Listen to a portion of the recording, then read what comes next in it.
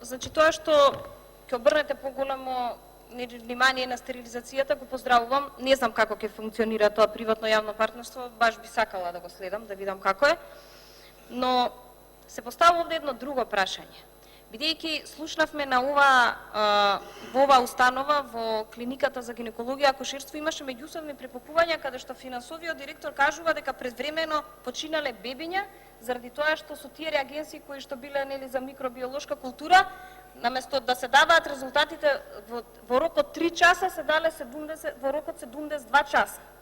Сега вие викате тропа глупости, но праксава, ја не ги познавам нити директорката, нити финансовата, нити таа што е нели на гинекологија, но на вистина е несериозно вие да аплицирате некој медикамент, антибиотик, веднаш, бидејќи за 3 часа не ја знаете вистинската диагноза, односно бактеријата, за 72 часа погрешна терапија вие го губите животот на новороденчето.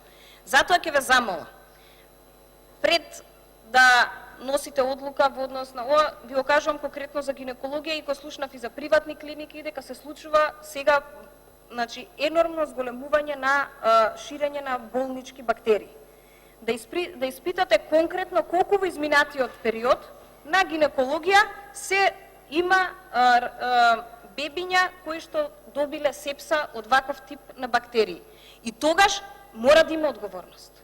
Дали едниот тропа глупости, дали другиот не, тоа значи дека и да не се виновни, во моментот може друг бил на смена, може не било гинекологија, неонатологија било.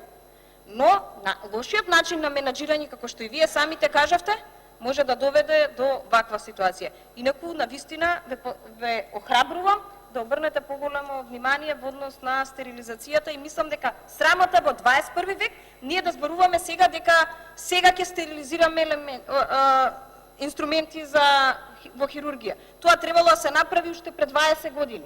Ја не сакам сега граѓаниве да мислат, не знам што се прави, ја важно знам дека секој ден слушаме дека некој добил секундарна инфекција во болница. Дошол да се лечи од едно, заминал дома од друго. Знам, така исто ми кажува мене и на Мајо клиниката имало такви болнички бактерии, но... Ви благодарам. На третото прашање